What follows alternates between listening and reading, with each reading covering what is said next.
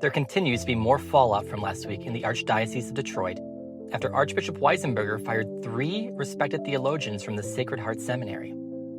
This comes after a massive crackdown in the spring on the traditional Latin Mass within the Archdiocese. So here's what we know so far. The first termination was Ralph Martin. At 82 years old, he was the director of graduate theology programs in the New Evangelization, and he was a professor at the seminary for over 30 years. While no reason has been given, it's suspected that the sudden termination is related to statements he made that criticized Pope Francis. Martin had previously written, "Pope Francis has said and done some wonderful things, but he has also said and done some things that are confusing and seem to have led to a growth of confusion and disunity in the Church." In a statement he said, "When I asked the Archbishop for an explanation, he said he didn't think it would be helpful to give any specifics, but mentioned something about having concerns about my theological perspectives." He went on, "This news came as a shock. I have contributed much to the seminary over more than 23 years. I even helped introduce and lead, up until yesterday, our flagship pontifical degree program, and the Licentiate of Sacred Theology degree in New Evangelization." The other initial firing was of Eduardo Echavarria. He was a 74-year-old professor of philosophy and systematic theology at the same seminary.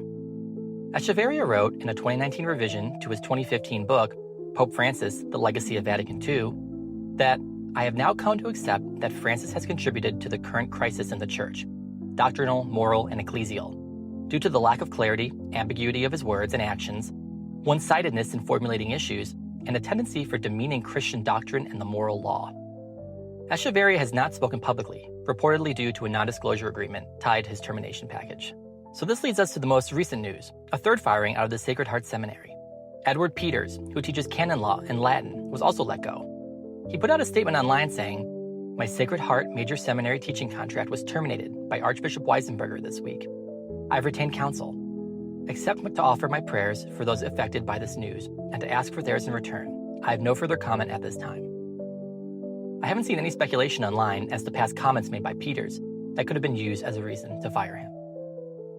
Now, all of this controversy comes after Archbishop Weisenberger essentially shut down the Latin Mass in his archdiocese shortly after taking over his position.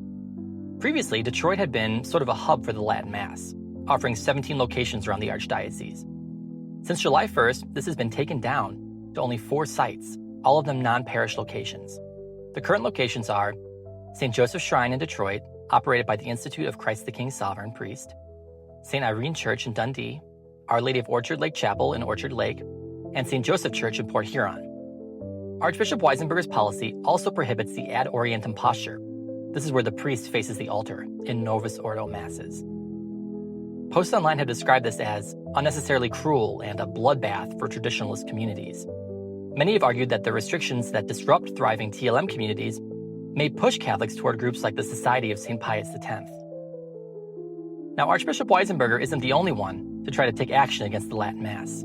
In May, Bishop Michael Martin announced that the Diocese of Charlotte would be cracking down on the TLM in order to be in compliance with Pope Francis's Traditionis Custodes. The 4 existing locations were to be shut down, and the TLM would be consolidated to a single chapel in Mooresville, North Carolina, a former Protestant church requiring $700,000 in renovations.